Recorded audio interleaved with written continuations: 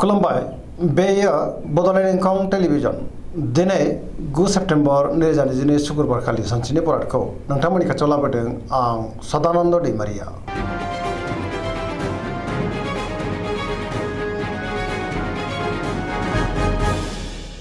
सिगां फरायनो लादों मेष राशि गिबि हांखो अ ल दिनैनि साना जोबोर मोजां। बहाबा दावबायहैनो बा हान्थिनो खाबु मोननो हागौ। मोजाङैनो हान्थिनोबो हागोन। मावनो लानाय खामानिखौ थि समावनो आरो गोरलैयैनो मावफुंनोबो हागोन। गोसोखौ दिनै जोबोर गोजोननाय मोनगोन।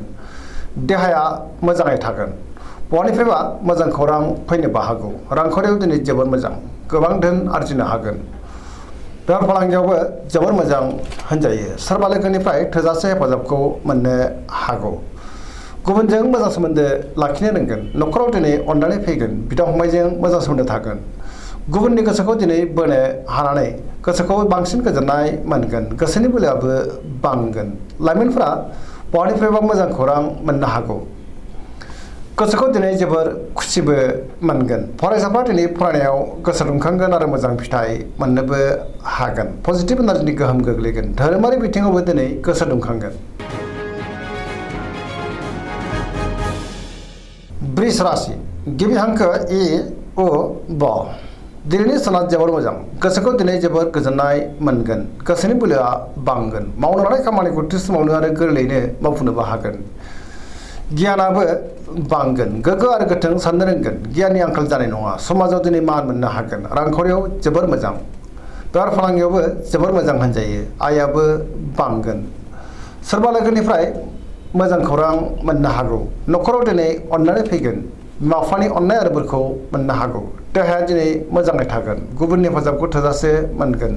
जायखि खामानि मावा मानो मोनफ्रोमबो खामानिखौनो दिनै मोजाङैनो मावफुंलांनो हागोन। सिगांनि बयबो आद्रा खामानिखौबो दिनै मावफुंनो हागोन। सोरबा लोगोनिफ्राय अनसायनाय मोननो हागौ। गोसोखौ दिनै जोबोर गोजोननाय मोनगोन। पजिटिभ एनार्जिनि गोहोमबो गोग्लैगोन।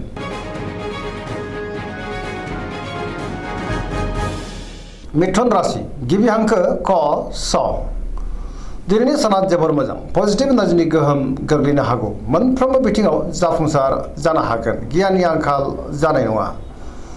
गोसोखौ दिनै जोबोर गोजोननाय मोनगोन। सोरजोंबा बाख्नायजानो हागौ। गोसोआ दिनै जोबोर रमान्टिकबो जागोन। देहाया मोजाङै थागोन। रांखावरियाव जोबोर मोजां। बेफार फालांगियावबो दिनै जोबोर मोजां मुलाम्फा मोननो हागोन।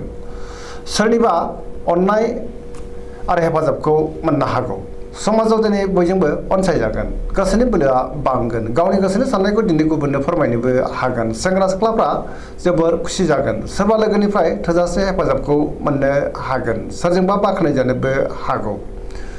पजिटिभ एनार्जिनि गोहोमबो गोग्लैयो।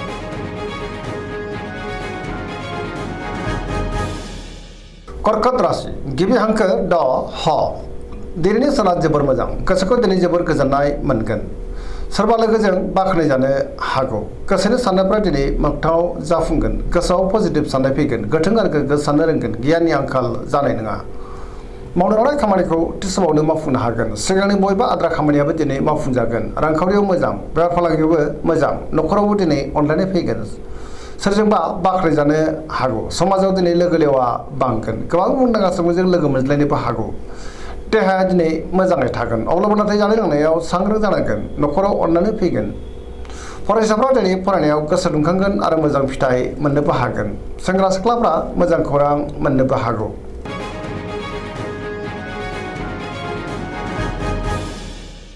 सिंह राशि गिबि हांखो म ट दिनैनि साना जोबोर मोजां। गोसोआव पजिटिभ साननाय फैगोन। गोथों आरो गोग्गो साननो रोंगोन। गियाननि आंखाल जानाय नङा। जायखि खामानि मावा मानो मोनफ्रोमबो खामानिखौनो दिनै मोजाङैनो मावफुंलांनो हागोन। सोरबा लोगोनिफ्राय थोजासे हेफाजाब मोननो हागौ।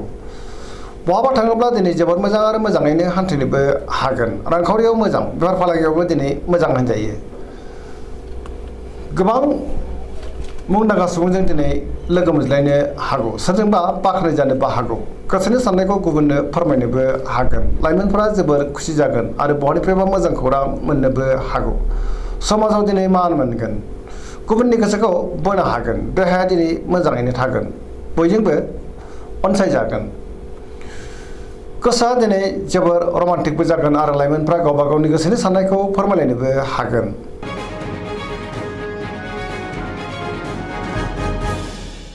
कन्या राशि गिबि हांखो प ट दिनैनि साना जोबोर मोजां गोसोआव पजिटिभ साननाय फैगोन गोथों आरो गोग्गो साननो रोंगोन गियाननि आंखाल जानाय नङा जायखि खामानि मावा मानो मोनफ्रोमबो खामानिखौनो दिनै मोजाङैनो मावफुंलांनो हागोन रांखावरियाव जोबोर मोजां अब्लाबो नाथाय खरसाया बांगोन बेफार फालांगियाव जोबोर मोजां होनजायो देहाया दिनै मोजाङैनो थागोन गोबां मुंदांखा सुबुंजों दिनै लोगो मोनज्लायनो हागौ बबेबा फोरबोआव बाहागो लानोबो खाबु मोननो हागौ गोबां खामानियाव दिनै मुखुबबो थागोन सोरजोंबा बाख्नाय जागोन गोसोखौ दिनै जोबोर गोजोननाय मोनगोन पजिटिभ एनार्जिनि गोहोम गोग्लैगोन सेंग्रा सिख्लाफ्रा गावबा गावनि गोसोनि साननायखौ फोरमायलायनो हागोन आरो गोसोआ दिनै जोबोर रमान्टिकबो जागोन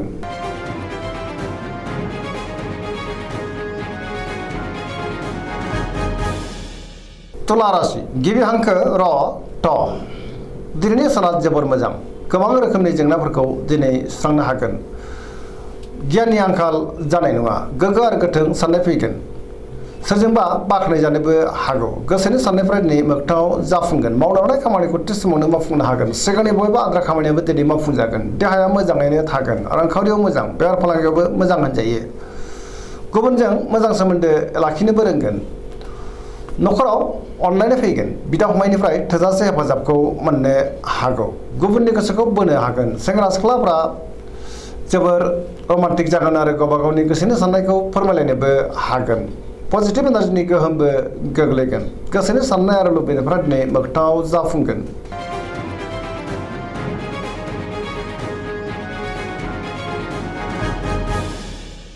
वृश्चिक राशि गिबि हांखो न स दिनैनि साना जोबोर मोजां पजिटिभ एनार्जिनि गोहोम गोग्लैगोन समाजाव लोगो लेवा बांगोन सोरबा गोजाम लोगोजों बहाबा लोगो मोनज्लायनो हागौ गोसोआव गोग्गो आरो गोथों साननाय फैगोन गियाननि आंखाल जानाय नङा मावनो हानाय खामानिखौ थि समावनो आरो गोरलैयैनो मावफुंनोबो हागोन सिगांनि बयबो आद्रा खामानिखौबो दिनै मावफुंनो हागोन गोसोआव पजिटिभ साननाय फैगोन गोसोनि साननायफ्रा दिनै मोगथाङाव जाफुंगोन गोसोनि बोलोआबो बांगोन सिगांनि बयबो आद्रा खामानिया दिनै मावफुंजागोन नखराव अननानै फैगोन बिदा फंबायनिफ्राय थोजासे हेफाजाब मोननो हागौ सोरजोंबा बाख्नाय जानोबो हागौ बेफार फालांगियाव दिनै जोबोर मोजां मुलाम्फा मोनगोन गुबुननि हेफाजाबखौबो मोनगोन फरायसाफ्रा फरायनायाव दिनै गोसो दुंखांगोन आरो मोजां फिथाइ मोनगोन लाइमोनफ्रा जोबोर रमान्टिक जागोन आरो गावबा गावनि गोसोनि साननायखौ फोरमायलायनोबो हागोन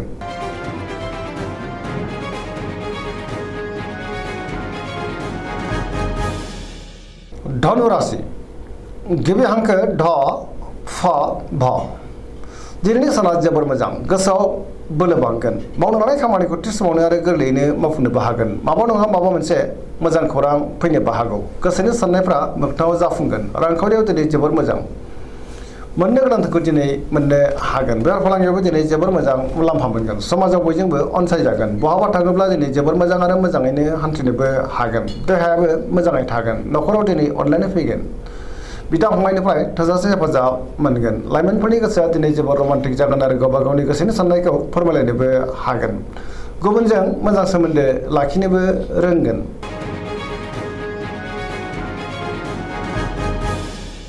मकर राशि गिबि हांखो ख ज दिनैनि साना जोबोर मोजां गोसोनि साननायफ्रा मोगथाङाव जाफुंगोन मावनो हानाय खामानिखौ थि समावनो आरो गोरलैयैनो मावफुंनोबो हागोन रांखावरियाव दिनै जोबोर मोजां गोबां धोन आरजिनो हागोन बेफार फालांगियाव जोबोर मोजां होनजायो मोननो गोनांखौ दिनै मोननो हागौ गुबुनजों अनसायजागोन गुबुननि थाखाय गोबां मोजां खामानि मावनानै होनोबो हागोन सोरबा लोगोनिफ्राय मोजां खौरां मोननोबो हागौ गोदान खामानियाव दिनै आखाइ होजेननो हागोन नखराव बिसि फिसायनि गेजेराव अनलायनाय फैगोन बिदा फंबायनिफ्राय थोजासे हेफाजाबखौबो मोनगोन पजिटिभ साननो रोंगोन आरो पजिटिभ एनार्जिनि गोहोमबो गोग्लैनो हागौ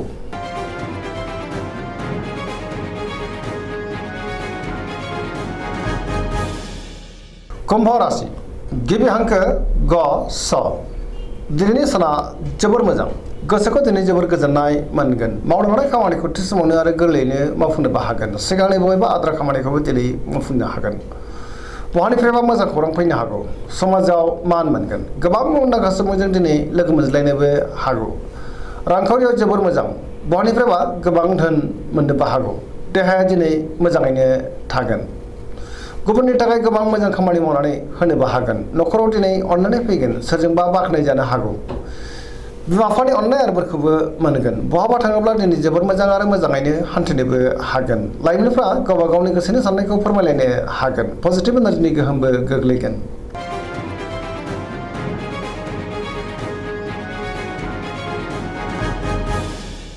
मीन राशि गिबि हांखो ड स दिनैनि साना जोबोर मोजां। गुबुननि थाखाय गोबां मोजां खामानि मावनानै होनोबो हागोन। गोसोआव पजिटिभ साननाय फैगोन। गोथों आरो गोग्गो साननो रोंगोन। गियाननि आंखाल जानाय नङा। गावनि गोसोनि साननायखौ दिनै गुबुननो फोरमायनोबो हागोन। समाजाव लोगो लेवा बांगोन। देहाया दिनै मोजाङैनो थागोन। रांखावरियाव जोबोर मोजां। बेफार फालांगियावबो दिनै जोबोर मोजां मुलाम्फा मोनगोन। न'खराव बिसि फिसायनि गेजेराव अननानै फैगोन। बिदा फंबायनिफ्राय थोजासे हेफाजाबबो मोनगोन। सोरजोंबा बाख्नाय जानो हागौ। लाइमोनफोरनि गोसोआ दिनै जोबोर रमान्टिक जागोन आरो गावबा गावनि गोसोनि साननायखौ फोरमायलायनोबो हागोन। गोसोआव पजिटिभ साननाय फैगोन। गोथों आरो गोग्गो साननो रोंगोन। फरायसाफ्रा दिनै फरायनायाव गोसो दुंखांगोन आरो मोजां फिथाइ मोनगोन। धोरोमारि बिथिङावबो गोसो दुंखांगोन। जायखि खामानि मावा मानो मोनफ्रोमबो खामानियावनो दिनै जाफुंसारगोन। दिनैनि राशि फरायनाया एसेनोसै। जोबनायाव बेखौनो खावलायो जाहाथे नोंथांमोना सानफ्रोमबो जोंनि बे बड'लेण्ड इंखं टेलिभिजनखौ नायबाय थायो आरो साबस्क्राइब खालामो, लोगोसे लाइक खालामो आरो शेयार खालामो। एसेनोसै, गोजोन्थों।